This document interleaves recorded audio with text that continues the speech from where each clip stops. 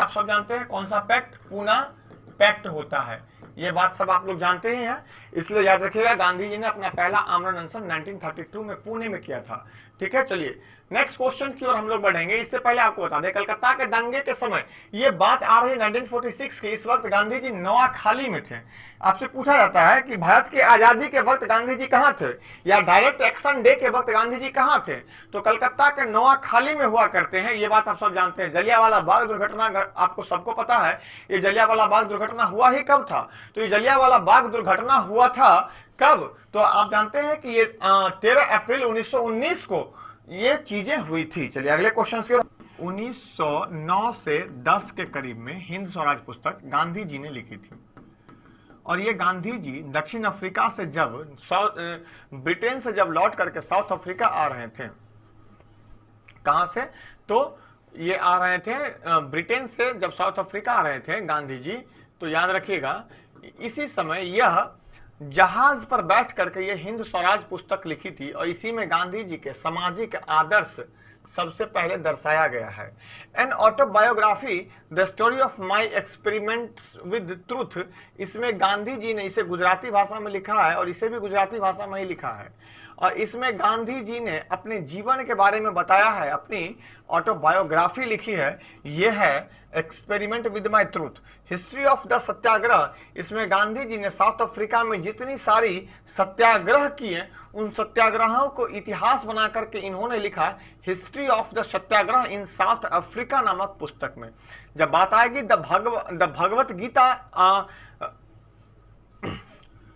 According to Gandhi, तो इसमें गांधी जी के धार्मिक विचारों को लिखा गया है। ये कहाँ लिखा गया है, धार्मिक विचारों को द भगवत गीता अकॉर्डिंग गांधी में। ठीक है, तो याद रखिएगा ये सारे के सारे पुस्तक गांधी से ही जुड़े हुए हैं। हिंद स्वराज में गांधी ने अपने आदर्श, सामाजिक आदर्शों को प्रस्तुत किया है। एन ऑटोबायोग्राफी में गांधी ने अपने जीवन के इतिहास को लिख दिया। History of the Satyagraha in South Africa में गांधी ने साउथ अफ्रीका में गांधी के अपने विचारों को लिखा है। ठीक है, उसके बाद नेक्स्ट द भागवत गीता, उसको अकॉर्डिंग टू गांधी, इसमें गांधी जी ने अपने धार्मिक व्यवहारों के बारे में लिखा है। ठीक है सर, आप मैच नहीं देखते हैं, हमारे लिए आप सबके मैच से बढ़ के वो मैच नहीं, इसको ठीक कर लीजिएगा आप लोग एक बार। इसका आंसर क्या हो जाएगा, ए हो जाएगा। चलिए नेक्स्ट क्वेश्चन की ओर हम लोग बढ़ेंगे। हमारा अगला क्वेश्चन है क्वेश्चन नंबर 42 कि भारतीय स्वतंत्रता संग्राम के संदर्भ में 16 अक्टूबर 1905 निम्नलिखित में से किस कारणों से प्रसिद्ध है। तो बात जब 16 अक्टूबर 1905 की आएगी तो आप सब जानते हैं कि 16 अक्टूबर 1905 को क्या हुआ था, तो बंगाल विभाजन हुआ था। 16 अक्टूबर 1905 ईस्वी की बात कर रहा है, तो 16 अक्टूबर 1905 ईस्वी को बंग भंग लागू हो गया था। तो इस दिन आधिकारिक रूप से बंगाल विभाजन लागू हो जाता है। बंगाल विभाजन आधिकारिक तौर से कब लागू होगा, तो 16 अक्टूबर 1905 ईस्वी को इसी दिन बंगाल विभाजन लागू हो जाता है। तो इसका आंसर क्या होगा, बी हो जाएगा कि 16 अक्टूबर 1905 को बंगाल विभाजन लागू हो गया था। कल की क्लास में मैंने आपको बंगाल विभाजन से संबंधित हर एक तिथियां, हर एक क्वेश्चन, हर एक प्रश्न बता चुके थे। तकरीबन 25 से 30 क्वेश्चंस मैंने सिर्फ और सिर्फ बंगाल विभाजन टॉपिक से आपके सामने में रखा था। इसलिए आज हम बंगाल 4 की ओर हम लोग जाएंगे। वर्ष 19 अथर्ववेद में सभा और समिति को प्रजापति की 2 पुत्रियां कहा गया है। यही कारण है कि उन्हें आधुनिक बिहार का पिता कहा जाता है। क्या कहा जाता, आधुनिक बिहार का पिता कहा जाता है। चलिए अगले प्रश्न की ओर बढ़ते हैं। अगला प्रश्न है ब्रिटिश सरकार ने आंसर हो जाएगा। चलिए अगले प्रश्न की ओर बढ़ते हैं। टी शेप का पुल बनाया है महानदी पर, तो आप यहां भी ध्यान में रख सकते हो। इस प्रश्न का उत्तर क्या हो जाएगा, एक करेक्ट आंसर हो जाएगा। चलिए अगले प्रश्न की ओर बढ़ते हैं। उससे पहले आप एक बार वीडियो को शेयर करेंगे, जम के सारे लोगों तक इसे पहुंचाएंगे। आगे ये देखने को मिले कि बिहार में कुल शहर कितने हैं। बिहार में कुल शहर कितने हैं, ऐसे प्रश्न बीपीएससी के लिए बड़े महत्वपूर्ण। मकबरा है, शेर शाह का मकबरा देखने को मिलता है सासाराम में, और सासाराम से ही एक और व्यक्ति आते थे जो जिनका नाम है मीरा कुमार, जो लोकसभा की प्रथम महिला अध्यक्ष के रूप में भी जानी जाती हैं। ठीक है, इस बात को ध्यान में रखना है। ठीक है, और रोहतास में सबसे ज्यादा, पूरे भारत में सबसे ज्यादा पाइराइट का उत्पादन कहां होता है, रोहतास में। सर्वाधिक पढ़ा लिखा जिला कौन सा है? रोहतास। चाहे महिला साक्षरता की बात किया जाए या बहुत सारी चीजें। चलिए हम आगे बढ़ते हैं। अगला है हमारा बिहार का सबसे नवसृजित जिला अरवल किस जिला के विभाजनोपरांत बनाया गया है? यानी कि बिहार का जो सबसे नव में क्या रहोगे? समर्थ रहोगे। चलिए ध्यान रखना है क्योंकि परीक्षा में प्रश्न पूछा जाएगा और उस समय आप अगर इन सभी जिलों को एक बार ध्यान से रखोगे तो आप उत्तर देने में क्या रहोगे? समर्थ रहोगे। चलिए आगे बढ़ते हैं। ठीक है, यहां तक सबको याद हुआ सारी बातें, है ना, और रिवीजन खूब हुआ होगा, बहुत सारी चीजें। चलिए हम आगे बढ़ते हैं। अगला है हमारा बिहार का सबसे नवसृजित जिला अरवल किस जिला के विभाजनों प्रांत बनाया गया है? यानी कि बिहार का जो सबसे नवसृजित जिला है अरवल, ये किससे बनाया गया है? तो ये जहानाबाद को अलग करके बनाया गया और ये अगस्त 2001 आ गया और बाद में प्रशासनिक सुविधा की दृष्टि से जहानाबाद को विभाजित करके अरवल का निर्माण किया गया है। तो इस प्रकार से पूरी अवघटना को ध्यान में रख सकते हो। क्लियर है? चलिए आगे बढ़ते हैं। अगला है बिहार में वर्तमान पटना कॉलेज की उत्तरी इमारत डच फैक्ट्री थी। बिल्कुल सही बात कह रहा कि जो पटना कॉलेज की जो वर्तमान इमारत थी वो क्या थी? डच फैक्ट्री थी। तो डच फैक्ट्री कब गठन हुआ था? इस युवकों का आगमन देखने को मिलता है जब उन्होंने हुगली केंद्र बनाया। कहा जाता है कि जो पुर्तगाली थे वो गंगा नदी के माध्यम से नाव के माध्यम से गंगा नदी के रास्ते पटना आया करते थे, अपने साथ चीनी मिट्टी के बर्तन और मसाले लाया करते थे और बिहार से सोरा, पोटेशियम नाइट्रेट, सोरा क्या है? सोरा गन पाउडर है, इवन की फूड प्रिजर्वेटिव के तौर पर यूज किया जाता, लेकिन मुख्य तौर पर ये विस्फोटक है, एक्सप्लोजिव के रूप में जाना जाता है और इसे गन पाउडर कहते हैं जिसका उपयोग बारूद बनाने में किया जाता है, सोरा। तो बिहार जो है ना वो सोरा का उत्पादक केंद्र के तौर पर देखने को मिलता है। बिहार का जो हाजीपुर का क्षेत्र है, मतलब वैशाली वाला क्षेत्र, सारण वाला क्षेत्र है, ये देखो जब 1665 ईस्वी में एक डच यात्री ट्रेवरनियर आया था तो उसने पटना बुलाया, फिर पटना का जो छपरा गया तो कहता है कि छपरा में सोरा अनुसंधान केंद्र की भी चर्चा किया है। यह प्रश्न पूछा जा सकता है कि छपरा में सोरा अनुसंधान केंद्र की चर्चा किसके द्वारा किया गया है? तो माफी चाहूंगा, छोरा नहीं भाई, सोरा अनुसंधान केंद्र छपरा में देखने को मिलता है। क्लियर है ना?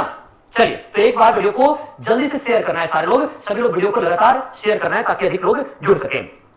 आप बोलोगे सर तो शेयर करने को बोलते हैं, क्या करोगे भाई? बोल देता हूं, आप ही सब हो हमारे। तो केंद्र कहां है? हुगली में। तो ये तो रहे पहले पुर्तगाली। दूसरा जो देखने को मिलता है, देखो अंग्रेजों के आगमन को लेकर के सही जानकारी बिहार में नहीं मिलती है। कभी कभी ये कहा जाता है कि 1621 में वो गुलजारबाग में अपना 1651 में किया था और यही आज सरकारी प्रिंटिंग प्रेस के रूप में जाना जाता है। तो जो आज गुलजारबाग स्थित सरकारी प्रिंटिंग प्रेस है वो सरकारी प्रिंटिंग प्रेस पहले क्या था? ये अंग्रेजी फैक्ट्री के रूप में जाना जाता था। ठीक है ना? तो ये बात आपको ध्यान में रखना। उत्तर क्या हो जाएगा? बी सही उत्तर हो जाएगा, अंग्रेजी फैक्ट्री आपको ध्यान में रखना है। चलिए आगे बढ़ते हैं। अगला है बारे में तो हमारा ये उत्तर क्या हो जाएगा? ए सही उत्तर हो जाएगा। अगले प्रश्न की बात करते हैं। अगला प्रश्न है बिहार का विस्तार क्या है? मैंने क्या बताया कि बिहार जो है कर्क रेखा के उत्तर में अवस्थित है, यानी कि कर्क रेखा बिहार से होकर नहीं गुजरती है। हाँ, जब झारखंड बिहार से अलग नहीं हुआ था तब। दूसरा जिला है पूर्वी चंपारण, तो पूर्वी चंपारण भी अपनी सीमा किसके साथ साझा करता? नेपाल। तीसरा है सीतामढ़ी, चौथा है मधुबनी, है ना, मधुबनी, और पांचवा है सुपौल। यहीं पे डगमारा जल विद्युत परियोजना बनाया जा रहा है। जो डगमारा जल विद्युत परियोजना है वो सुपौल में ही बनाया जा रहा है, इस बात को ध्यान में रखना है। ठीक है, नेक्स्ट है अररिया। नेक्स्ट क्या है? अररिया। और अंतिम तौर पर है जो किशनगंज, और यहाँ पे चाय की खेती किशनगंज में होती है। तो ये कुल 7 जिले जो है वो नेपाल। एक बार जो प्रश्न पूछा था बीपीएससी ने और उसमें एक ऑप्शन में उसने पूर्णिया को रखा था, एक ऑप्शन में किसे रखा था? पूर्णिया को रखा था। तो क्या पूर्णिया अपनी सीमा साझा करती है नेपाल के साथ? नहीं। दूसरा जिला है रोहतास। देखो रोहतास भी सीमा साझा करता है, आप देख सकते हो रोहतास को नीचे, ये झारखंड के साथ सीमा बना रहा है। तो ये भी बात आपको ध्यान में रखना है। देखो कई लोग तो बता भी रहे हैं कि वो खूब भालोच है, यानी कि, है ना, और वो एक जो क्या कहते हैं जी बंगाली कल्चर में आई लव यू को क्या कहा जाता है? नवादा के बाद जमुई, और जमुई के बाद देखने को मिलता है बांका, और बांका के बाद भागलपुर। तो कितने हुए? 1 2 3 4 5 6 7 और 8, यानी झारखंड के साथ कुल 8 जिले सीमा साझा करते हैं। कैसे याद रखोगे? भागलपुर करता है क्या? हाँ बिल्कुल, भागलपुर करता है। यह बात आपको ध्यान में रखना है। क्लियर। तो यहां पे आपको ध्यान में रखना है कि जो झारखंड है, जो झारखंड की अगर बात करते हैं तो कुल 8 जिले सीमा साझा करता है। भागलपुर, बांका, जमुई, नवादा, गया, औरंगाबाद, रोहतास और कैमूर, कुल 8 जिले हैं जो सीमा साझा करता है। चलिए, उत्तर प्रदेश से कितने सीमा साझा करता है? अगर उत्तर प्रदेश की बात किया जाए तो उत्तर प्रदेश से भी 8 जिले सीमा साझा करता है। और वो कौन कौन से जिले हैं? तो पहला तो आपको याद रखना पश्चिमी चंपारण।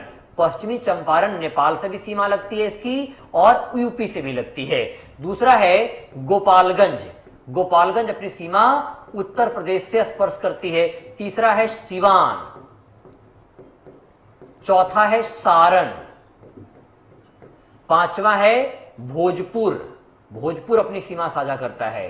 बक्सर और कैमूर, और सबसे आखिर में है रोहतास। तो कुल 8 जिले यूपी के साथ सीमा साझा करते हैं, 8 जिले झारखंड के साथ, 3 जिले पश्चिम बंगाल के साथ, और तो और याद रखना है कि 7 जिले नेपाल के साथ अपनी सीमा साझा करते हैं। तो इन 38 जिलों में आपको ध्यान में रखना है। अब एक बात यहां पे आपको यह गौर करना है कि जब हम इन चीजों को ध्यान में रखते हैं, कैमूर, तो कैमूर अपनी सीमा केवल यूपी के साथ साझा करता, लेकिन जब रोहतास की बात किया जाए तो रोहतास जो है अपनी सीमा ये यूपी के साथ भी साझा करता है और ये झारखंड के भी साथ साझा करता है। तो रोहतास का बाउंड्री दो राज्यों से मिलता है। रोहतास यूपी के साथ भी सीमा लगता है और झारखंड के साथ भी लगता है। वैसे पश्चिमी चंपारण की बात किया जाए तो ये नेपाल के साथ भी सीमा साझा करता है, और देखा जाए तो इधर यूपी के साथ भी करता है।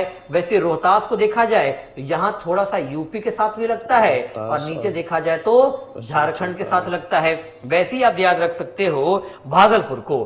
तो जब आप यहां पे ध्यान में रखते हो तो यहां पे है एक जिला हम कह सकते हैं कटिहार को। तो कटिहार जो टोटल अगर देखा जाए वैसे झारखंड में, तो थोड़ा कटिहार भी स्पर्श करता है। तो झारखंड से कुल कितने जिले हो जाएंगे? 9 जिले हमें देखने को मिलता है। तो झारखंड से कितने जिला लगेगा? 9 जिला। तो एक रोहतास, औरंगाबाद, 1 2 3 4 5 6 7 और 8 जिले ही हैं। 8 जिले ही हैं, लेकिन कैमूर जो है झारखंड के साथ सीमा साझा नहीं करता। इसको ध्यान रखना, कटिहार साझा करता है। कौन सा? कटिहार साझा करता है। तो झारखंड वाला एक करेक्शन कर लेना, झारखंड के साथ कैमूर सीमा साझा नहीं करता है, बल्कि कटिहार रखना है। क्लियर? तो ये पूरी जिलों का विवरण आपको याद रखना कि बिहार की चौहद्दी क्या है और किस क्षेत्र से कौन सा जिला लगता है। मैं पुनः दोहरा रहा हूं कि कटिहार जिला जो है वो स्पर्श करता है झारखंड के साथ, कैमूर झारखंड के साथ सीमा नहीं बनाता है, रोहतास झारखंड के साथ सीमा बनाता है। ठीक है, ये बात आपको ध्यान में रखना है। चलिए आगे बढ़ते हैं। अगला जो हमारा प्रश्न है, बक्सर बल्कि षड्यंत्र का परिणाम था। एक तरह से क्या था? षड्यंत्र का परिणाम देखने को मिलता है। अब ये षड्यंत्र कैसे हुआ था, थोड़ी मैं चलते चलते आपको जानकारी दे दूं। हुआ कुछ ऐसा कि सिराजुद्दौला ने जो अंग्रेजी कंपनियां थी उन्हें किलाबंदी करने से मना कर दिया कि तुम अपने फैक्ट्री को फोर्टिफाइड नहीं करोगे।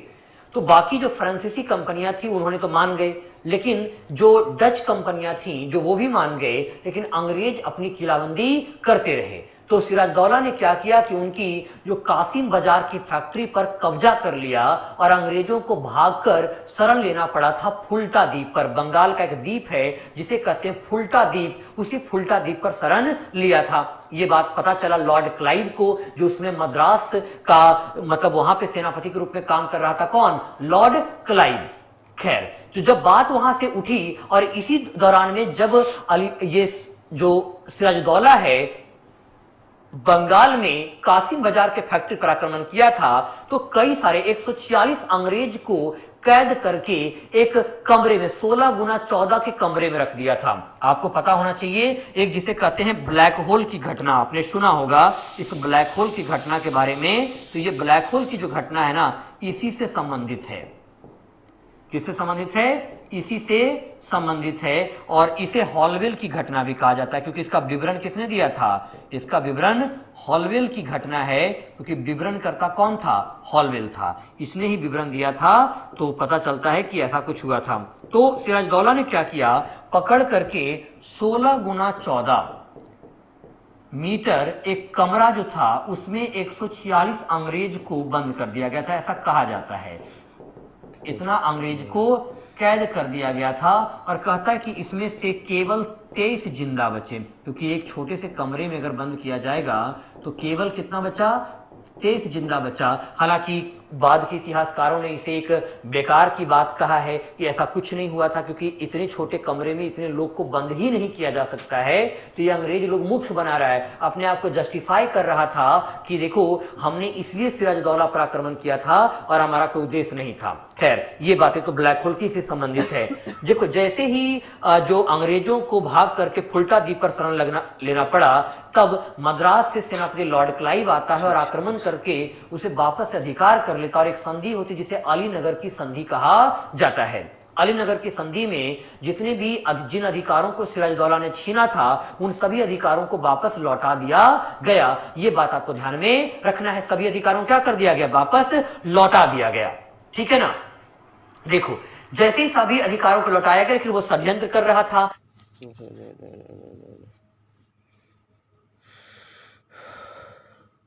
बंगाल का जगत सेठ था, इवन की जो सिराजुद्दौला का सेनापति था जिसका नाम था क्या, मीर जाफर, वो भी मीर जाफर मिल गया किसके साथ, अंग्रेजों के साथ। और उसी षड्यंत्र का परिणाम हुआ प्लासी का युद्ध, जो कि 23 जून 1757 को लड़ा गया था और इसमें सिराजुद्दौला हार गया। सिराजुद्दौला क्या हुआ, हार गया और ये देखने को मिलता है। और साथ ही साथ इसकी हत्या कर दी गई मीरन के द्वारा। हत्या कौन किया, मीर जाफर का बेटा मीरन, मीर जाफर का पुत्र मीरन द्वारा कर दिया गया था। देखो ये मीरन ना इतिहास में था तो कुछ नहीं, लेकिन ये चर्चा का विषय जरूर है, क्योंकि मीर जाफर का बेटा था और इसलिए चर्चा का विषय है क्योंकि इसकी मृत्यु बिहार के क्षेत्रों में हुई थी, मुंगेर के क्षेत्रों में ठनका गिरने से, बिजली गिरने से। अभी पता है ना, एक इंद्रव्रज ऐप है, ठीक है, ये बात आपको ध्यान में रखना है। तो इंद्रव्रज ऐप की जब बात करते हैं तो इंद्रव्रज ऐप जो है ना, वो आपको लगभग 40 मिनट पहले 20 किलोमीटर के दायरे में जो भी बिजली गिरने वाला है उसकी जानकारी आपको दे देगा कि कहाँ पे बिजली गिरने वाला है। तो ये आपको देखने को मिलता है। तो इंद्रव्रज ऐप खैर उस समय था नहीं, तो बेचारा मीरन को पता चला नहीं, और जब मीरन को पता चला नहीं तो मीरन क्या हो गया, मतलब समझ ही रहे हो कि इसकी ठनका गिरने से मृत्यु हो गई थी। हाँ, मीरन ने मुर्शिदाबाद में जो पटना कलम के चित्रकार लोग बसाए थे, पटना कलम के चित्रकार लोग बसे थे, उसे वहां से निष्कासित कर दिया। तब वहां से लोग शिफ्ट होकर के पटना के गुलजार बाग में बसे और वही विकास हुआ पटना कलम चित्रकला शैली का, जिसे कंपनी चित्रकला पेंटिंग या बाजार शैली के नाम से भी जाना जाता है। तो ये मीरन चर्चा का विषय है। ठीक है, तो ये तो रहा ये। अब देखो इसके बाद क्या हुआ, इस युद्ध के बाद बंगाल का नवाब सिराजुद्दौला के स्थान पर कौन बना, तो बंगाल का नवाब जो सिराजुद्दौला के स्थान पर देखने को मिलता है ये बना मीर जाफर। लेकिन मीर जाफर ज्यादा समय तक खुश नहीं कर पाया, किसको, अंग्रेजों को, क्योंकि अंग्रेज तो धन लोभी थे ना, अंग्रेज क्या थे, लुटेरे थे। तो ये ध्यान में रखना है। क्लियर है, मैडम कुछ बोले एडमिशन के ये लुटेरे थे, इस बात को आपको ध्यान में रखना है।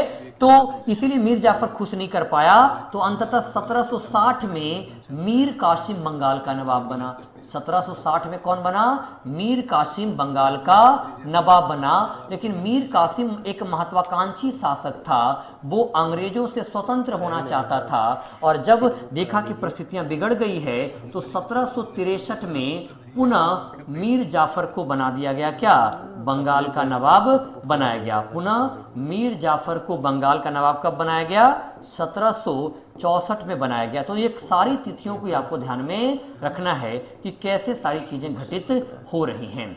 तो पहले प्लासी के युद्ध के पश्चात बंगाल का नवाब मीर जाफर बना। 1760 में मीर जाफर जब अंग्रेजों की आर्थिक संतुष्टि नहीं कर पाया तब मीर कासिम को बनाया गया। मीर कासिम मीर जाफर का दामाद था। ये मीर कासिम कौन था, मीर जाफर का दामाद था। ये महत्वाकांक्षी शासक था और इसने अपने आप को अंग्रेजों से स्वतंत्र बनाने की बात किया। इसलिए आपको देखने को मिलता है ना, ये इसलिए देखने को मिलता है कि कौन लोग आते हैं, ये अपनी राजधानी को मुर्शिदाबाद से बिहार के मुंगेर में स्थापित किया था और मुंगेर में ही बंदूक कारखाना की स्थापना किया था। तो ये देखने को मिलता है कि मुंगेर में बंदूक कारखाना किसने स्थापित किया था, वो है मीर कासिम ने। ठीक है, लेकिन जब ये इसके हुआ तब इसको हटा करके 1763 में पुनः बना दिया गया और तब मीर कासिम और अंग्रेजों के बीच में युद्ध होता है और तब मीर कासिम भाग करके अवध चला जाता है और वहीं अवध में ही तैयार होती है बक्सर के युद्ध की पृष्ठभूमि। अवध में तैयार होती है बक्सर के युद्ध की पृष्ठभूमि और ये जो यहां पे बक्सर का युद्ध होता है देखने के ध्यान में रखना हो रही हैं। तो पहले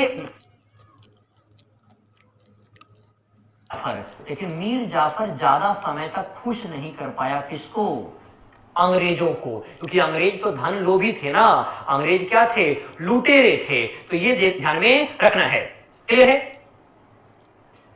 ये लुटेरे थे, इस बात को आपको ध्यान में रखना है। तो इसलिए मीर जाफर खुश नहीं कर पाया तो अंततः 1760 में मीर कासिम बंगाल का नवाब बना। 1760 में कौन बना, मीर कासिम बंगाल का नवाब बना। लेकिन मीर कासिम एक महत्वाकांक्षी शासक था, वो अंग्रेजों से स्वतंत्र होना चाहता था और जब देखा कि परिस्थितियां बिगड़ गई है तो 1763 में पुनः मीर जाफर को बना दिया गया, क्या, बंगाल का नवाब बनाया गया। पुनः मीर जाफर को बंगाल का नवाब कब बनाया गया, 1764 में बनाया गया। तो ये सारी तिथियों को आपको ध्यान में रखना है कि कैसे सारी चीजें घटित हो रही हैं।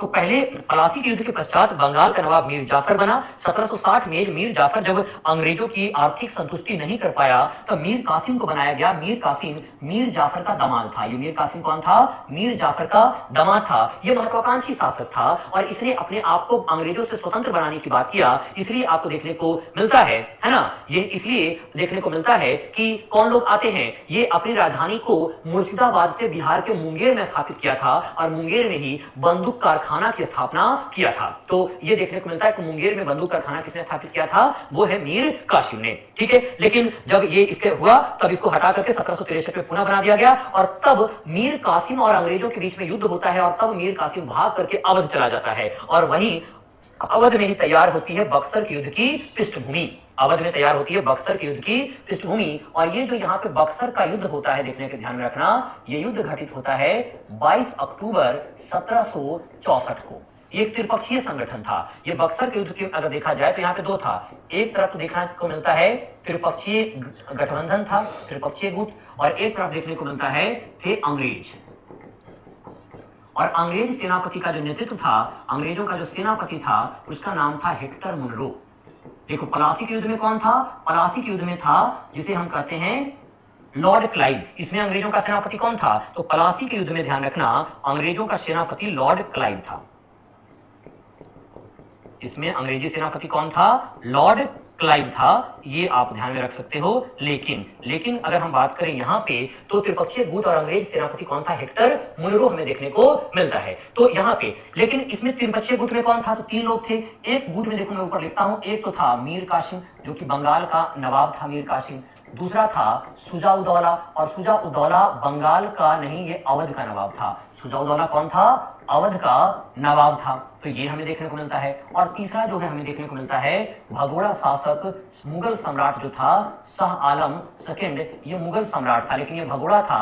ये इसकी जो अली गौहर के नाम से जाना जाता है। शाह आलम को किस नाम से जाना जाता है, अली गौहर के नाम से जाना जाता है। इस बात को आपको ध्यान में रखना है। तो ये अली गौहर के नाम से जाना जाने वाला देखने को हमें मिलता है। तो इसमें युद्ध हुआ और कहा जाता है कि बक्सर के युद्ध में अंग्रेजों ने इन तीनों जो गुटों की थी, इन गुटों के नेतृत्व को करारी मात दिया और अंग्रेज बक्सर के युद्ध में भी विजयी रहा। कहा जाता है कि जो पलासी का युद्ध है वो अंग्रेजों की कुटिलता का परिणाम है, अंग्रेजों की कूटनीति की सफलता है, लेकिन बक्सर का युद्ध अंग्रेजों की शक्ति की सफलता मानी जाती है। अंग्रेज ने क्या किया, अंग्रेज अपनी वास्तविक युद्ध कौशल दिखाकर इस युद्ध को जीते थे। ये बात आपको ध्यान में रख सकते हो। तो इस लिहाज से प्रश्न का उत्तर क्या होगा, हेक्टर मुनरो हो जाएगा। तो हेक्टर मुनरो इस बक्सर के युद्ध में अंग्रेजी सेना का नेतृत्व किया था। क्लियर है ना, इस बात को ध्यान में रखना है। हाँ, मुनरो आया था ट्रैक्टर लेकर के, तो ये बात आपको ध्यान में रखना। मुंगेर में बिल्कुल योग विश्वविद्यालय देखने को मिलता है और एशिया का सबसे पुराना योग विश्वविद्यालय मुंगेर में देखने को मिलता है। और मुंगेर की बात किया जाए तो आपको पता है ना, 21 जून को पंडित नहीं,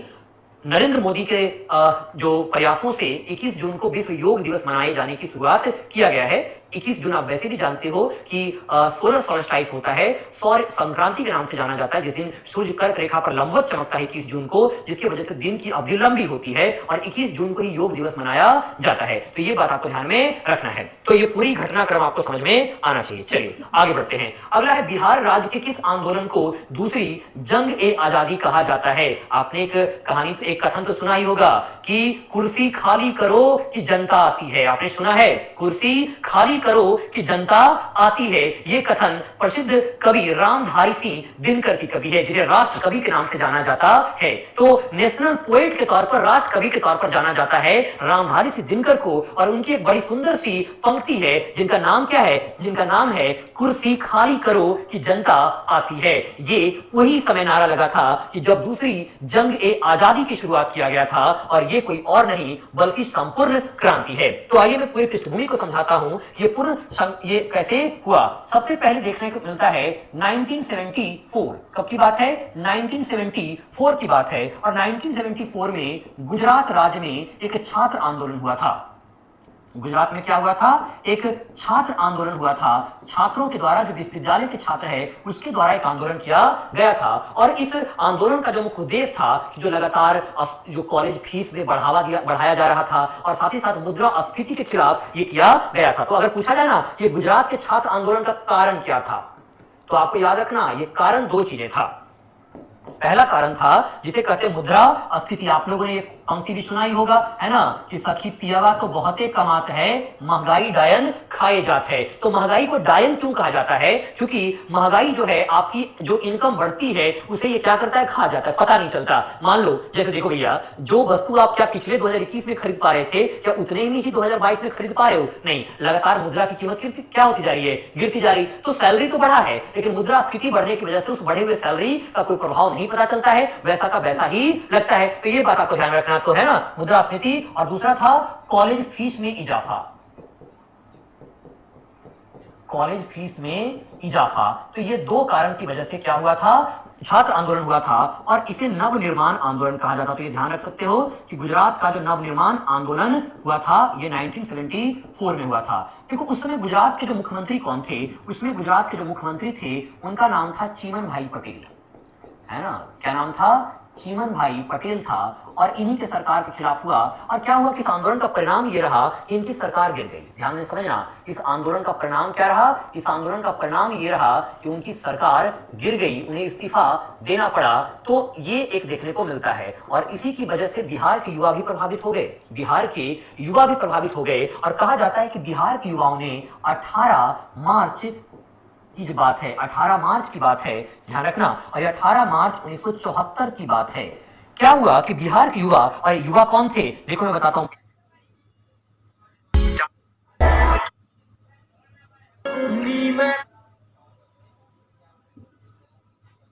बिहारी युवा कौन कौन था, है ना। एक बिहारी सब पर भारी। तो बिहारी युवा थे। एक आप जिन्हें आप बड़े बढ़िया से जानते हो, लालू यादव का नाम आपने सुना होगा, सुना है ना। पिछड़ा वर्ग के राजनीति के पुरोधा माने जाते हैं। इन्होंने बिहार की राजनीति को बिल्कुल बदल कर रख दिया। पिछड़ी वर्ग की राजनीति के माध्यम से इन्होंने राष्ट्रीय जनता दल का गठन किया था। राष्ट्रीय जनता दल 1997 में इन्होंने राष्ट्रीय जनता दल बनाया था। 1997 में राष्ट्रीय जनता दल बनाया था लालू यादव ने। इन्हीं के सहयोगी थे नीतीश कुमार। इन्हीं के सहयोगी क्या थे? नीतीश कुमार थे। और आपको पता है कि नीतीश कुमार के समय में एक और जो उप मुख्यमंत्री रहते थे और वित्त मंत्री, सुशील कुमार मोदी थे। रामविलास पासवान थे। ये बिहारी युवा महत्वपूर्ण युवा देखने को मिलते हैं। और इन्होंने क्या कहा कि 18 मार्च को विधानसभा का घेराव की बात किया। इन्होंने कहा कि हम विधानसभा को घेराव कर लेंगे। और एक प्रेरणा कहां से था? क्योंकि गुजरात के नवनिर्माण आंदोलन से शुरुआत हुई थी। और यहां पे देखो इसका सबसे बड़ा कारण क्या था, क्यों ऐसा हो रहा था? ये गुजरात में सरकार के खिलाफ आंदोलन हुआ, यहां पे देखने को मिलता है। इस आंदोलन का कारण क्या था? तो देखो इस आंदोलन का जो कारण है ना, उसकी जड़ है 1971 का चुनाव, 1971 का चुनाव। और 1971 के चुनाव में जो हमारी देश की प्राइम मिनिस्टर थी, जिनका नाम है iron lady of India Priyadarshini और इंदिरा गांधी। तो इंदिरा गांधी जो पीएम थी, ये भारी बहुमत प्राप्त की थी। भारी बहुमत क्यों? क्योंकि 1971 में ही आपको याद करो क्या था जी, भारी बहुमत प्राप्त की थी, क्योंकि 1971 में इन्होंने नारा दिया था, सभी पार्टी वाले कह रहे थे इंदिरा हटाओ, सारी पार्टी वाले क्या कह रहे थे, इंदिरा हटाओ, लेकिन इंदिरा गांधी ने क्या कहा, गरीबी हटाओ। और जब इन्होंने नारा दिया गरीबी हटाओ, जैसे जनता तो झांसे में आ ही जाती है। जैसे 2014 में नरेंद्र मोदी जी ने हम जनता से वादा किया कि अच्छे दिन आने वाले हैं, अब तक हम इंतजार में हैं कि अच्छे दिन आएंगे। खैर, वो तो राजनीति की बातें हैं, मुद्दे की बात करते हैं। तो इंदिरा गांधी एक सशक्त प्राइम मिनिस्टर बन गई थी, क्योंकि इनके पास बहुमत था लोकसभा के साथ साथ राज्यसभा में भी, इसलिए मनमाने तरीके से अपनी मर्जी से क्या कर रहे थे, मुख्य राज्यों के मुख्यमंत्रियों को क्या कर रहे थे, नियुक्त कर रहे थे, हटा रहे थे। और कहा जाता है कि कांग्रेस पार्टी ने सभी राज्यों को पार्टी फंड में चंदा देने की बात किया था, कि एक निश्चित चंदा देना पड़ेगा, कहां पे, पार्टी फंड में। और जहां पे जिस राज्य ने इस प्रकार से आनाकानी कर रहा था, उनकी सरकारों को बर्खास्त किया जा रहा था। और इस प्रकार इस वजह से राज्यों में देखने को मिलता है कि जो सारे राज्य चंदा इकट्ठा करने लगे, तो वहां पे मुद्रास्फीति बहुत ज्यादा बढ़ने लगा, जो फीस वगैरह था, कॉलेज वगैरह का फीस वगैरह, उसमें इजाफा होने लगा। और यही कारण था कि जो कई राज्यों में आंदोलन की शुरुआत हो गई, और सबसे पहला बिहार में देखने को, सबसे पहले गुजरात में नवनिर्माण आंदोलन हुआ, और तब बिहार में 18 मार्च को विधानसभा घेराव हुआ। ये बिहारी युवा का ये सोचना था कि हम विधानसभा का सत्र होने वाला था, और सत्र होने नहीं देंगे, सारे विधायकों को विधानसभा पहुंचने ही नहीं देंगे। बल्कि बिहार के विधायक थे बड़े चालाक, इन्होंने क्या किया, सवेरे 5 बजे ही सब विधानसभा पहुंच गए थे, तो राज्यपाल को घेरने का काम किया, और यहीं से इसकी शुरुआत होती है। बाद में इसमें शामिल हो जाते हैं जयप्रकाश नारायण, और ये 5 जून 1974 का दिन है।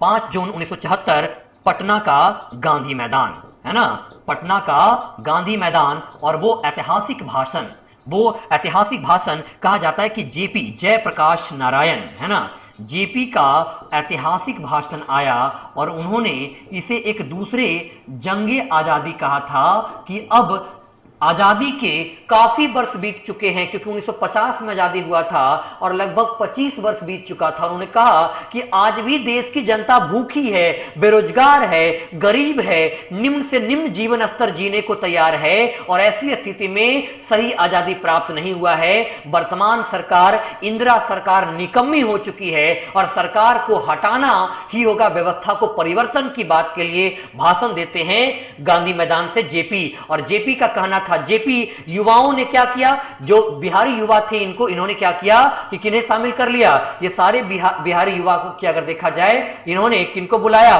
तो इन्होंने जेपी को बुलाया, और जेपी ने इस शर्त पर आने को तैयार हुए कि एक शर्त पर आऊंगा। और वो शर्त क्या था, वो महत्वपूर्ण शर्त जो इन्होंने रखा, वो एक महत्वपूर्ण, छात्र जो है और ज्यादा भड़क उठे, और कहते हैं कि बहुत ज्यादा यहाँ पे भड़क उठे थे। ये सारी चीजें हमें देखने को मिलता है, तो ये देखने को मिलता। और कहते हैं कि अंततः पंडित जवाहरलाल नेहरू को बिहार आना पड़ा था, है ना, इस आंदोलन को शांत करवाने के लिए। आप सोचो, इस विवाद को शांत करवाने हेतु पंडित नेहरू को प्रधानमंत्री को आना पड़ा था, शांत करवाने के लिए नेहरू जी को आना पड़ा था। तो ये आप देख सकते हो, तब जाकर के ये आंदोलन ठंडा पड़ा था। और कहा जाता है कि आंदोलन में हुआ तो जो महेश सिंह हैं, इनको अंततः इस्तीफा देना पड़ा था। इनको क्या करना पड़ा था, अंततः इस्तीफा देना पड़ा था। तो ये आपको ध्यान में रखना है। इतना बड़ा एक छोटे से विवाद से हुआ था, जैसे कैसे 2010 में देखने को मिलता है कि 2011 में जो गोपाल मार्केट है पटना, वहां पे भी इसी प्रकार का कुछ देखने को मिला था। तो ये भी बात आपको ध्यान में रखना है, ये क्लियर होना चाहिए कि 1955 में हुआ था। ऐसा नहीं कि ये एक इकलौता आंदोलन रहा है बिहार में, फिर एक आंदोलन हुआ बिहार में। देखो मैं बताता हूं, बिहार में जो कई आंदोलन हुए हैं, और पहला पता है, पहला तो एक आंदोलन आपको पता चल ही गया, एक आंदोलन जो बिहार का रहा वो 1955 का रहा। दूसरा जो है सेकंड 1967 का रहा था, और 1967 का भी कैसा था, छात्र आंदोलन था। ये भी कैसा आंदोलन था, 1967 का छात्र आंदोलन था। और कहते हैं कि उस समय बिहार के जो मुख्यमंत्री थे, उसमें सीएम कौन थे, इसमें बिहार के सीएम थे केबी सहाय। बिहार के सीएम कौन थे, केबी सहाय बिहार के सीएम थे। कहते हैं कि इनकी सरकार गिर गई थी, और अंततः इसका फायदा आंदोलन का उठा था। इसके बाद आंदोलन के बाद सीएम कौन बने थे, महामाया प्रसाद सिन्हा। आंदोलन के बाद कौन बने? महामाया प्रसाद सिन्हा, क्योंकि महामाया प्रसाद ने इस छात्र आंदोलन में किसका साथ दिया था? युवाओं का साथ दिया था। तो सिन्हा बाद में सीएम बनते हैं बिहार के, ये देखने को मिलता है। तो ये छात्र राजनीति बड़ा काम कर गई थी महामाया प्रसाद सिन्हा के द्वारा के लिए। ये हरा पाए थे केवी सहाय को कि, और महामाया प्रसाद सिन्हा ही बिहार के मुख्यमंत्री के रूप में बने थे। तो आप समझ रहे हो जितना बड़ा आंदोलन रहा था 1967 का दूसरा छात्र आंदोलन, पहला तो आपने देखा ही, फिर तीसरा एक आंदोलन था 1974 वाला, है ना, 1974 वाला आप देख ही रहे हो। 1974 वाला भी एक हुआ जिसे आप संपूर्ण क्रांति कहते हो, दूसरे जंगे आजादी कहते हो।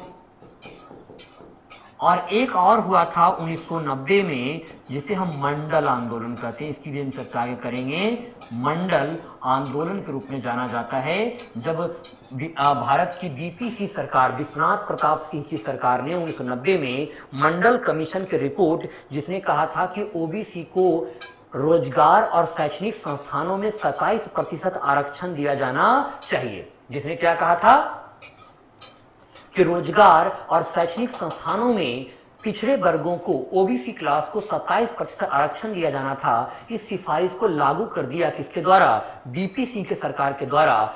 तब बिहार में एक आंदोलन भड़क उठता है सवर्ण छात्रों के द्वारा, और ये एक 1990 का मंडल आंदोलन के तौर पर देखने को मिलता। तो आप ये भी याद रखते हो कि किसके द्वारा किया गया था? तो मंडल जी के द्वारा। मंडल कमीशन को किसने लागू किया? बीपीसी की सरकार ने लागू किया।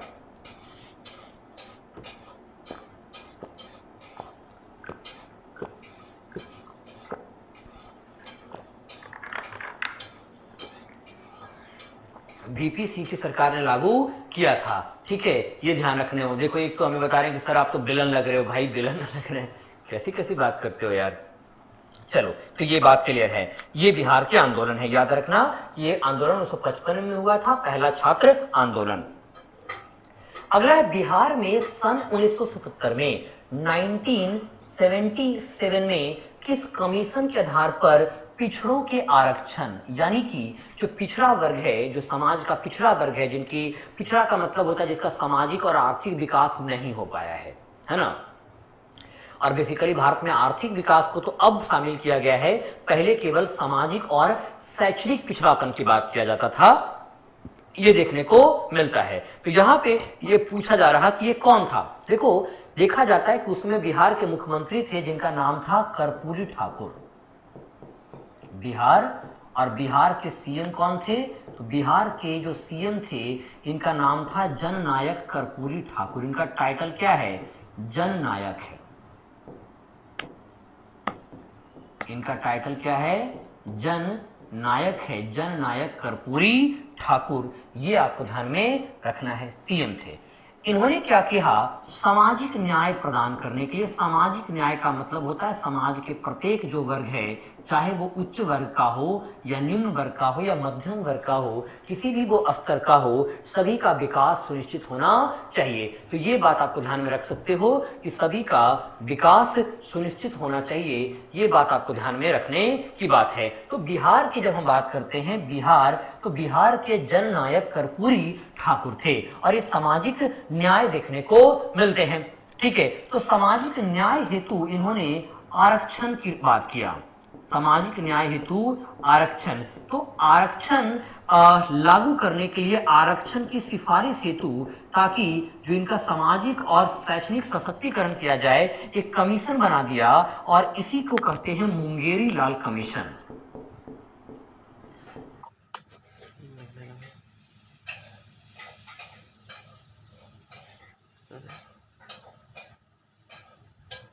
कौन सा कमीशन है? मुंगेरी लाल कमीशन, ये कहा जाता है। मुंगेरी लाल की अध्यक्षता में मुंगेरी लाल कमीशन का गठन किया गया है। तो अब अगर मुंगेरी लाल कमीशन की बात करते हैं, जिसका उद्देश्य क्या था? इसका उद्देश्य देखने को मिलता है, इसका गठन तो 1971 में हुआ था। इसका गठन है, याद रखना, इसको गठित किया गया था 1971 में। लेकिन दूसरी बात याद रखना कि इसने रिपोर्ट अपनी पब्लिश किया था 1976 में, और तभी तो 1977 में विवाद देखने को मिलता है। तो हुआ क्या कि मुंगेरी लाल कमीशन के सिफारिश के आधार पर इसने सिफारिश दिया, और इसके सिफारिश के आधार पर अगर देखा जाए तो जो जननायक कर्पूरी ठाकुर हैं, सिफारिश के आधार पर क्या किया गया, बिहार राज्य में, ध्यान से सुनना, बिहार राज्य में, पूरे भारत में तो बाद में आया है ये, बिहार राज्य में सरकारी सेवाओं में, है ना, बिहार राज्य में सरकारी सेवाओं में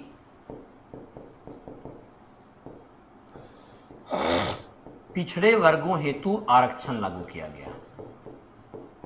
पिछड़े वर्गों हेतु क्या लागू किया गया, आरक्षण लागू किया गया। इस बात को आपको ध्यान में रखना है। तो कब किया गया आरक्षण लागू, तो बिहार राज्य में सरकारी सेवाओं में देखने को मिलता है ये आरक्षण लागू किया गया। और जैसे ही कहा तो ये आंदोलन भड़क उठा, इसके विरोध में, ये जो परिणाम था इसके विरोध स्वरूप हमें देखने को मिलता है छात्र आंदोलन देखने को मिलता है। विरोध स्वरूप इसे कह सकते हो कि सवर्ण छात्र आंदोलन, यानी कि उच्च जाति जो वर्ग के बच्चे हैं, विद्यार्थी हैं, उन्होंने एक आंदोलन किया इस पिछड़ा वर्ग का के लिए जो आरक्षण लागू किया गया था उसके विरोध में। और ये भी एक बिहार के आंदोलन में इतिहास दर्ज है। उसे मुंगेरी लाल कमीशन कहा जाता है। इसे क्या कमीशन कहा जाता है, मुंगेरी लाल कमीशन कहा जाता है। इस बात को आपको ध्यान में रखना है, ठीक है। जबकि मंडल कमीशन वाली बात तो बाद में आई। मंडल कमीशन की बात तो देखो, मंडल कमीशन की जो गठन था वो जनता पार्टी के द्वारा वर्ष 1978 में किया गया था, 1978 में, जबकि रिपोर्ट 1979 में तो आ चुकी है थी। लगभग रिपोर्ट इसकी 1984 के आसपास आई, लेकिन उस 1982 या 82 के आसपास आई। और तब इंदिरा गांधी की सरकार थी और इंदिरा गांधी ने इस मंडल कमीशन के रिपोर्ट को मानने से मना कर दिया था, नहीं माना। लेकिन बाद में बीपीसी की सरकार ने जो ओबीसी के लिए 27% आरक्षण की बात थी उसे लागू कर दिया। और अंततः एक मंडल विवाद देखने को मिला था, एक मंडल आंदोलन भी देखने को मिला था। इस बात को भी आप ध्यान में रख सकते हो। इस प्रश्न का हो जाएगा मुंगेरी लाल कमीशन। तो ये पूरी भूमिका को याद रख सकते हो। उस समय जो मुख्यमंत्री थे उनको भी आप ध्यान में रख सकते हो, ठीक है ना। चलिए आगे बढ़ते हैं। अगला है, बिहार में पहली बार राष्ट्रपति शासन कब लगाया गया था। बिहार में पहली बार राष्ट्रपति शासन के बारे में प्रश्न पूछा जा रहा और ये कब लगाया गया था। तो यहां पे एक बात याद रखना, ये 29 जून 1968 को लगाया गया था। और यह भी प्रश्न पूछा जा सकता है कि उसमें बिहार के सीएम कौन थे। तो उसमें बिहार के जो सीएम थे उनका नाम था भोला पासवान शास्त्री। ये प्रश्न पूछा जा सकता है, ये महत्वपूर्ण प्रश्न है, भोला पासवान शास्त्री। तो भोला पासवान जो शास्त्री हैं, इनके द्वारा हमें देखने को मिलता है कि बिहार के ये सीएम थे जब बिहार में पहली बार राष्ट्रपति शासन को लगाया गया था। क्लियर है। अब देखो, राष्ट्रपति शासन की बात क्या है। राष्ट्रपति शासन को संवैधानिक आपातकाल कहा जाता है। इसे क्या कहा जाता, संवैधानिक आपातकाल कहा जाता है। इसे लगाया जाता है आर्टिकल 356 के अंतर्गत। और इसकी जो घोषणा होती है वो राष्ट्रपति करते हैं। राष्ट्रपति शासन कौन लगाता है, राष्ट्रपति शासन राष्ट्रपति द्वारा लगाया जाता है। तो ये बात आपको क्लियर याद होना चाहिए। जैसे ही राज्यों में राष्ट्रपति शासन की घोषणा की जाती है, राज्य की सरकारों को बर्खास्त कर दिया जाता है। हाँ, विधानसभा को विघटित नहीं किया जाता है। जैसे ही संसद का अनुमोदन मिल जाता है, विधानसभा को भी विघटन कर दिया जाता है। तो ये बात आपको ध्यान में रखना, 29 जून 1968 को पहली बार लगाया गया था। लेकिन दूसरा एक और महत्वपूर्ण बात है कि बिहार में सर्वाधिक लंबा राष्ट्रपति शासन कब रहा था।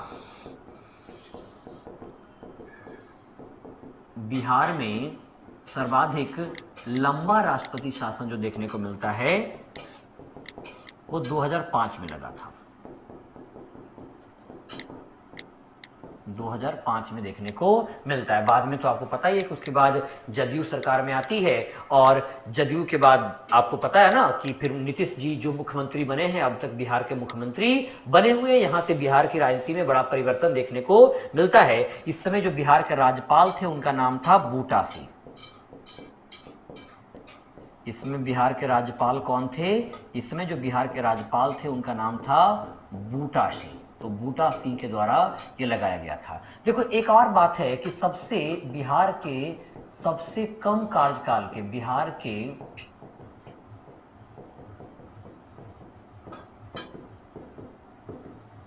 सबसे कम कार्यकाल वाले सीएम कौन हैं। तो ये है सतीश प्रसाद। ये कौन है? सबसे कम कार्यकाल वाले जो सीएम हैं वो है सतीश प्रसाद। तो आप ध्यान रखना है, ये भी प्रश्न पूछा जा सकता है, तो इन बातों को ध्यान में रखना है कि ये सारी बातें क्या है। क्लियर है? चलिए अगला बात करते हैं। अगला है बिहार में पहला कांग्रेसी मंत्रिमंडल का गठन कब हुआ? बिहार में पहला कांग्रेसी मंत्रिमंडल का गठन कब देखने को मिलता है, इस बारे में आपको चर्चा करना है कि ये कब किया गया था। बिहार का पहला कांग्रेसी मंत्रिमंडल की बात किया जा रहा है। आइए दोस्तों, सबसे पहले मैं यहाँ पे कुछ बातों की चर्चा कर दूं। अब ध्यानपूर्वक समझना। सबसे पहली बात है 1919 पूरी घटनाक्रम को समझना। 1919 में मॉन्टेग्यू चेम्सफोर्ड सुधार अधिनियम यानी कि भारतीय शासन अधिनियम भारत में लाया गया। क्या लाया गया? भारतीय शासन अधिनियम, जिसे हम मॉन्टेग्यू चेम्सफोर्ड सुधार एक्ट के रूप में जाना जाता है। ये 1919 में आया। इसके माध्यम से प्रांतों में आंशिक स्वायत्तता लागू किया गया। क्या लागू किया गया? प्रांतों में आंशिक स्वायत्तता लागू किया गया। आंशिक स्वायत्तता का मतलब होता है क्योंकि प्रांतों में द्वैध शासन था, आंशिक स्वायत्तता लागू। और देखो इसी अधिनियम के अंतर्गत, यानी कि ये जो भारतीय शासन अधिनियम है, इसे क्या कहते हैं? इसी को मॉन्टेग्यू चेम्सफोर्ड सुधार अधिनियम भी कहा जाता है। ध्यान से समझना, इसे क्या कहा जाता है? इसे मॉन्टेग्यू चेम्सफोर्ड सुधार अधिनियम कहा जाता है। और इसी अधिनियम के अंतर्गत बिहार में द्वैध शासन की शुरुआत हुई। बिहार में किस शासन की शुरुआत हुई? बिहार में द्वैध शासन, डायरकी रूल, जिसके जन्मदाता लियोनल कार्टिस हैं, उसकी शुरुआत देखने को मिलती है। तो ये प्रश्न पूछा जा सकता है कि बिहार में द्वैध शासन की शुरुआत किस अधिनियम के माध्यम से हुआ था? तो ये बिहार में द्वैध शासन की शुरुआत भारतीय शासन अधिनियम 1919 के द्वारा हुआ था। मॉन्टेग्यू चेम्सफोर्ड सुधार अधिनियम के अंतर्गत किया गया था। इसीलिए देखते हो कि अप्रैल 1921 में ही पहली बार बिहार विधानसभा का गठन किया गया था। तो अगर आपको ध्यान रखना है, याद रख सकते हो। दूसरा आपको तिथि याद रखना है 1935 और इसके माध्यम से इसे कहते हैं गवर्नमेंट ऑफ इंडिया एक्ट 1935 और इसमें प्रांतों में पूर्ण स्वायत्तता लागू किया गया। इसमें क्या था? आंशिक स्वायत्तता, और इसके माध्यम से प्रांतों में कौन सा स्वायत्तता लागू किया गया? प्रांतों में पूर्ण स्वायत्तता लागू किया गया। फुल ऑटोनॉमी प्रांतों में लागू किया गया। क्लियर है? अब जब पूर्ण स्वायत्तता लागू किया गया तो हम कहते हैं कि इसी के अंतर्गत 1937 में 1900 में प्रांतीय चुनाव किया गया। प्रांतीय चुनाव कराया गया और ये पहली बार चुनाव था। पहली बार चुनाव था। अब ध्यान रखना है कि ये चुनाव बिहार में भी आयोजित किया गया। ये चुनाव कहाँ आयोजित किया गया? बिहार में भी। और उस समय जो सीट थे 152 विधानसभा सीट था। तो 152 विधानसभा सीट पर बिहार में भी चुनाव का आयोजन किया गया। अब 152 सीटों में अगर देखा जाए कि कुछ सीटों की एक श्रृंखला है, जिसे आप अगर याद रख लो तो ये बड़ी अच्छी बात होगी। और वो क्या क्या श्रृंखला है? तो देखो मैं ऊपर करके यहाँ लिखता हूँ। इसमें से जो 39 सीट है, 39 मुस्लिम के लिए रिजर्व था। 39 किसके लिए रिजर्व था? मुस्लिम के लिए रिजर्व था। ठीक है। जबकि 15 जो देखने को मिलता है वो एससी के लिए था और 7 जो देखने को मिलता है वो एसटी के लिए था। ठीक है। दूसरा जो 2 सीटें था वो आंग्ल भारतीय के लिए था। जो आंग्ल भारतीय कम्युनिटी हैं उनके लिए कितने सीटें था? 2 सीटें देखने को मिलता है। 2 देखने को मिलता है कि ईसाई समुदाय के लिए था। और इसमें याद रखना कि जो 4 हैं ये 4 महिला के लिए देखने को मिलता है। 4 सीटें किसके लिए हैं? महिला के लिए देखने को मिलता। तो टोटल कितनी सीटें थी? अगर टोटल हम सीटों की चर्चा करें तो हमें देखने को मिलता है कि वो सीटें कितनी रही हैं? वो हमें देखने को मिलता है कि 39 मुस्लिम के लिए था, 4 महिला के लिए, 15 एससी के लिए, 7 एसटी के लिए, 2 ईसाई के लिए, 2 आंग्ल भारतीय के लिए सीटें था। और इसका जब चुनाव हुआ तो चुनाव परिणाम क्या रहा? इसका चुनाव परिणाम क्या रहा? तो इस चुनाव परिणाम में जो 98 सीट था ये कांग्रेस को गई। 98 सीट किसके हिस्से में गया? कांग्रेस के हिस्से में गया, और 20 सीटें जो था वो मुस्लिम लीग के हिस्से में आया। देखो ये चुनाव जो हुआ था ना वो बड़ा सांप्रदायिक चुनाव हुआ था। कहा जाता है कि सरदार वल्लभ भाई पटेल खुद आए थे यहाँ पे, है ना, यहाँ पे सरदार वल्लभ भाई पटेल खुद आए थे बिहार में ताकि सांप्रदायिक राजनीति से निपटा जा सके। इसके लिए वो बिहार में उनका आगमन देखने को मिलता है। इसी समय तो 98 सीट पर कांग्रेस और 20 सीट पर मुस्लिम लीग देखने को मिलती है। इस प्रकार से हमारे सीटों का बंटवारा देखने को मिलता है। और तब सर्वाधिक बहुमत पार्टी कौन होगा? तो अगर यहाँ पे आप देखोगे तो इसमें आपको क्लियरली दिख रहा है कि बहुमत पार्टी जो है, ये जो बहुमत पार्टी देखने को मिलता है वो है कांग्रेस। और इसलिए कांग्रेस को सरकार बनाने का आमंत्रण दिया गया तत्कालीन बिहार के गवर्नर जनरल के द्वारा। तो बिहार के उसमें के तत्कालीन गवर्नर कौन थे ये भी ध्यान रखना है। तो उसमें के बिहार के जो तत्कालीन गवर्नर थे उनका नाम था एमजी हेलेट। एमजी हेलेट, इन्होंने बहुमत पार्टी कांग्रेस को सरकार, यानी कि कांग्रेस के नेता,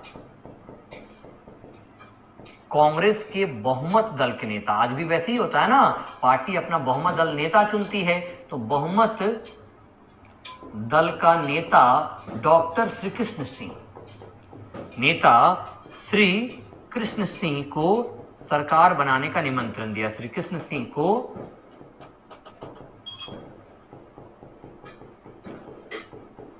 सरकार बनाने का निमंत्रण दिया। बात समझ रहे हो? ये किसने दिया निमंत्रण सरकार बनाने का? ये निमंत्रण दिया श्री कृष्ण सिंह के द्वारा। तो ये पूरी घटनाक्रम हो रही है। एमजी हेलेट उस समय के बिहार के क्या हैं? तत्कालीन गवर्नर के रूप में देखने को मिलते हैं, क्योंकि कांग्रेस ने सर्वाधिक सीटों पर विजय प्राप्त की है, बहुमत पार्टी है। और आज भी तो यही होता है ना कि जो बहुमत पार्टी होती है विधानसभा के चुनाव में या लोकसभा के चुनाव में, जो बहुमत पार्टी होती है जिसे सर्वाधिक सीटें प्राप्त होती है, उसी को सरकार बनाने के लिए बुलाया जाता है। उसी को क्या बनाया जाता है? सरकार बनाने के लिए बुलाया जाता है। तो इस बात को आपको ध्यान में रखना। लेकिन हुआ क्या, कुछ ऐसी बातों को समझना, यहाँ पे पूरी भूमिका को समझना। हुआ कुछ ऐसा कि श्री कृष्ण सिंह ने सरकार बनाने से मना कर दिया, है ना। श्री कृष्ण सिंह ने क्या किया? श्री कृष्ण सिंह ने सरकार के गठन से मना कर दिया।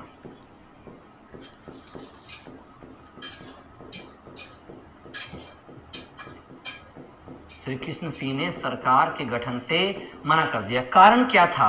तो कारण था गवर्नर जनरल के पास, गवर्नर के पास अधिक शक्ति, गवर्नर के पास अधिक शक्ति, और खास करके जो वीटो की शक्ति थी वो एक बड़ा गवर्नर था कि गवर्नर प्रत्येक मामलों में क्या करेगा? हस्तक्षेप करेगा। और तब देखने को मिलते हैं कि इसके पश्चात किसकी सरकार बनी? मोहम्मद यूनुस। मोहम्मद यूनुस जो कि इंडिपेंडेंट पार्टी था। इंडिपेंडेंट पार्टी का मतलब होता है इंडिपेंडेंट पार्टी, यानी कि एक निर्दलीय उम्मीदवार थे। कौन? मोहम्मद यूनुस, जो कि मुस्लिम लीग के साथ मिलकर के सरकार का गठन किया। ये हमें ध्यान में रखना है। किसके साथ मिलकर के? मुस्लिम लीग के साथ मिलकर के इन्होंने सरकार का गठन हमें देखने को मिलता। अब ये सरकार जो है वो बहुत समय नहीं, कब की बात है? ये चुनाव तो आप देख ही रहे हो। तो ये 24 मार्च को इन्होंने सरकार बनाया, मोहम्मद यूनुस ने, और इन्होंने मुस्लिम लीग के साथ मिलकर के सरकार बनाई। मुस्लिम लीग की सहायता से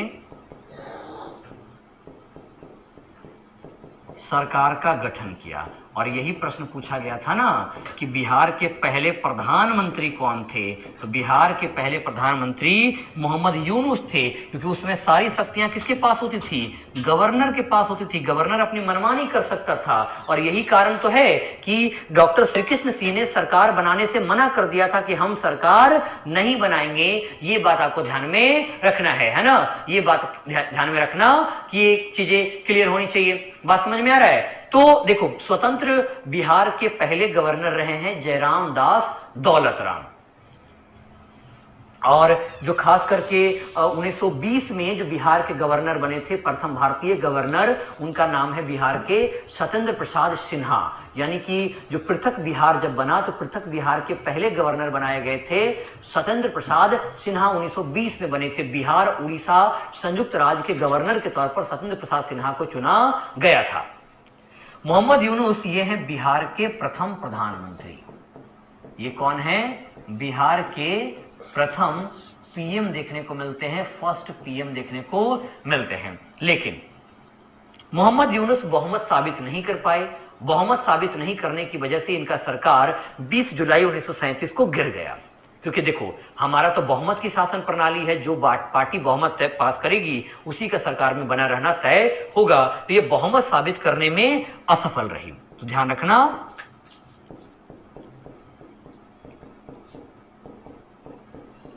बहुमत साबित करने में असफल। तो क्या हुआ? सरकार गिर गई। और तब गवर्नर जनरल ने जब यह तय किया कि वो मनमानी नहीं करेगा, तब इसके बाद 20 जुलाई 1937 कांग्रेस मंत्रिमंडल का गठन होता है। किसका गठन होता है? कांग्रेस मंत्रिमंडल का गठन होता है। और जिसके सीएम बनते हैं कौन? सीएम बनते हैं डॉक्टर श्री कृष्ण सिंह। तो बिहार के जो पहले मुख्यमंत्री हैं वो कौन है? बिहार के पहले मुख्यमंत्री डॉक्टर श्री कृष्ण सिंह के नाम से जाने जाते हैं। इन्हें बिहार केसरी भी कहा जाता है। ये बिहार का पहला है, बिहार का पहला सीएम के रूप में जाना जाता है। और इन्हें याद रखना, इन्हें बिहार केसरी के नाम से जाना जाता है। और इनके सहयोगी थे अनुग्रह नारायण सिन्हा, जिन्हें बिहार विभूति के नाम से जाना जाता है। इन्हें किस नाम से जाना जाता? बिहार विभूति के नाम से जाना जाता है। तो 20 जुलाई 1937 कांग्रेस मंत्रिमंडल का गठन हुआ।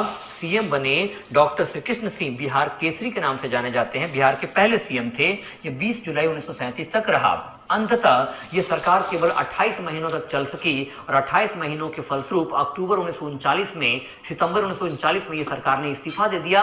उसका कारण था कि जब सितंबर 1939 में द्वितीय विश्व युद्ध की घोषणा हुई, तो उस द्वितीय विश्व युद्ध की घोषणा में लॉर्ड लिनलिथगो ने बिहार को भी क्या कर दिया? देखो, मोहम्मद यूनुस इंडिपेंडेंट पार्टी थे। इंडिपेंडेंट पार्टी का मतलब होता है निर्दलीय उम्मीदवार थे, किसी पार्टी संबंधित नहीं थे। वो मुस्लिम लीग की सहायता से सरकार का गठन किया था। ठीक है, ये बात आपको ध्यान में रखना है। तो मैंने आपको बताया कि जैसे द्वितीय विश्व युद्ध की घोषणा हुई तो भारत को भी युद्ध का एक पक्ष घोषित किया जाता है, कांग्रेस की सहायता मतलब सहमति के बिना, भारतीयों की सहमति के बिना। और इसके विरोध में कांग्रेस की जो 8 प्रांतों में सरकार बनाया गया था, उन सभी 8 प्रांतों से कांग्रेस की सरकार ने इस्तीफा दे दिया। और उस इस्तीफा के फलस्वरूप देखने को मिलता है कि ये 1939 में बिहार विधानसभा सस्पेंड हो गया और 1945 तक सस्पेंड रहा। 1946 में पुनः चुनाव का आयोजन कराया गया और तब फिर बिहार के मुख्यमंत्री डॉक्टर श्री कृष्ण सिंह ही बने, जो कि स्वतंत्र भारत के भी बिहार के पहले मुख्यमंत्री हैं और स्वतंत्र भारत के बिहार के पहले गवर्नर हैं जयराम दास दौलत राम। इस बात को ध्यान में रखना है। क्लियर है? बात समझ में आ रहा है?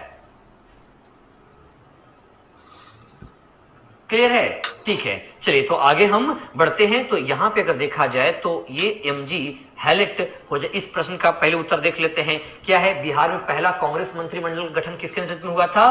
श्री कृष्ण सिंह के नेतृत्व में हुआ था। ठीक है, दूसरा प्रश्न है कि 1937 के बिहार विधानसभा चुनाव के फलस्वरूप सरकार गठन के समय बिहार के राज्यपाल कौन थे? तो बिहार के राज्यपाल थे एमजी हैलेट। बिहार के राज्यपाल कौन थे? एमजी हैलेट ही थे बिहार के राज्यपाल। तो आप इसे जोड़कर यहां पे ध्यान में रख सकते हो। चलिए आगे बढ़ते हैं। अगला प्रश्न है, बिहार के मुख्यमंत्री नीतीश कुमार ने गोबर से मीथेन बनाने के लिए, ध्यान रखना, बिहार के मुख्यमंत्री नीतीश कुमार ने गोबर से मीथेन बनाने हेतु किस योजना का शुभारंभ किया गया है? आप जानते हो, आपने मीथेन के बारे में पढ़ा भी होगा। मीथेन का जो मॉलिक्यूलर फॉर्मूला होता है वो क्या होता है? CH4 होता है। आपने बचपन में इस प्रकार से बनाया करते थे कि कार्बन जो 4 हाइड्रोजन के बॉन्ड के साथ मिलेगा तो क्या बनेगा, CH4 बनेगा। तो ये क्या है, एक तरह से देखना ये एक GHG गैस के रूप में भी आता है। ये क्या है, GHG है, ग्रीन हाउस गैस के रूप में भी मीथेन जाना जाता है। और मीथेन ज्वलनशील भी है, ये भी आप ध्यान रखना। जो मीथेन है वो क्या है, ज्वलनशील है, यानी कि आग भी पकड़ता है। जैसे रसिया का पर्म क्षेत्र है, पर्म मतलब जो जमा हुआ क्षेत्र है रसिया का, वहां पे आपको देखने को मिलता है कि ये मीथेन का एक बड़ा स्रोत देखने को मिलता है। ठीक है,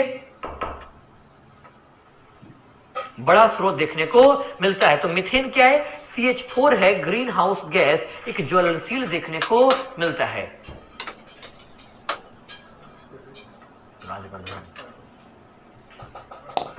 ठीक है, तो मैं बता रहा था कि बिहार के मुख्यमंत्री नीतीश कुमार ने गोबर से मीथेन बनाने हेतु किस योजना का शुभारंभ किया है, तो गोवर्धन योजना की शुभारंभ किया। देखो इस योजना का उद्देश्य क्या है ना, वो देख लीजिए ना, वो लैपटॉप बार बार इनएक्टिव हो जाता है, वो कमेंट ऑफ हो जाता है, इस तरह से हटा दीजिए, वो इनएक्टिव हो जा रहा है। ठीक है, तो मैं बात कर रहा था गोवर्धन योजना का। देखो हम जब बिहार की बात करते हैं तो बिहार के बारे में आप एक बात याद रखना, यहाँ पशु की संख्या कितनी है, तो इनकी पशुओं की बात किया जाए तो 2.5 करोड़ पशु हैं। कितने पशु हैं, 2.5 करोड़ पशु हैं। और बिहार सरकार ने यह तय किया गोवर्धन योजना के अंतर्गत कि वो क्या करेगी, वो ऐसा करेगी कि अब गोबर को एक सस्ती कीमत पर, रियायती कीमत पर किसानों से क्या किया जाएगा,